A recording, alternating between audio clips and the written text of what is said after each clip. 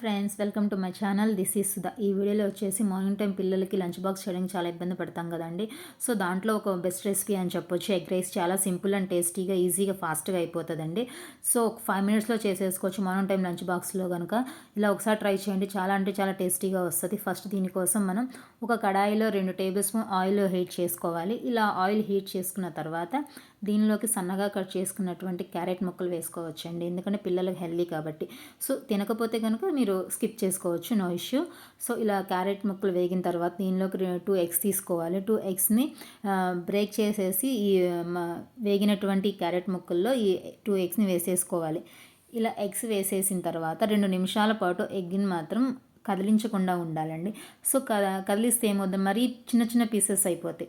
కాబట్టి ఇలా ఎగ్ వేసిన తర్వాత 2 మినిట్స్ వెయిట్ చేసి ఆ తర్వాత కనుక మనం ఎగ్ని కదిలించామంటే కనుక అవి పీసెస్ అనేవి కొంచెం మీడియం పీసెస్లా వస్తాయి. మనకు అప్పుడు మనం ఎంత సైజు పీసెస్ కావాలో అంత సైజు మనం కట్ చేసుకోవచ్చు.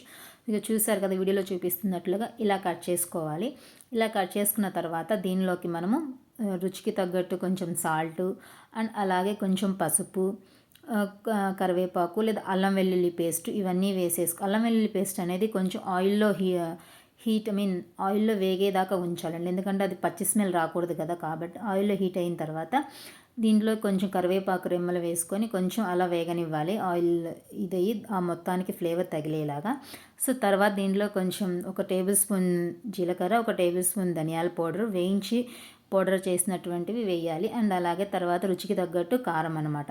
మీరు కారానికి బదులు పచ్చిమిర్చి తింటే మిర్చి అయినా కూడా యాడ్ చేసుకోవచ్చు. ఈ మొత్తాన్ని కొంచెం ఆయిల్లో వేగేలాగా దూరగా వేగించాలి లైట్గా. అండ్ అలాగే కొంచెం రుచి కోసం, ఫ్లేవర్ రావడం కోసం గరం మసాలా కొంచెం వేయాలి. సో దీన్ని కూడా ఆయిల్లో కొంచెం ఆ ఫ్లేవర్ అన్నిటికీ పట్టేలాగా మిక్స్ చేసేసుకోవాలి.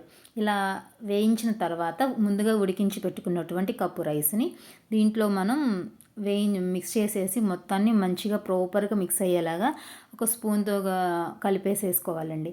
అంతే, చాలా అంటే చాలా ఈజీ అండ్ ఫాస్ట్ అండ్ సింపుల్గా టేస్టీ కూడా చాలా టేస్ట్ బాగుంటుంది అనమాట. చాలా టేస్టీగా ఉంటుంది. ఒక్కసారి కనుక మీరు కంపల్సరీ ట్రై చేసి చూడండి.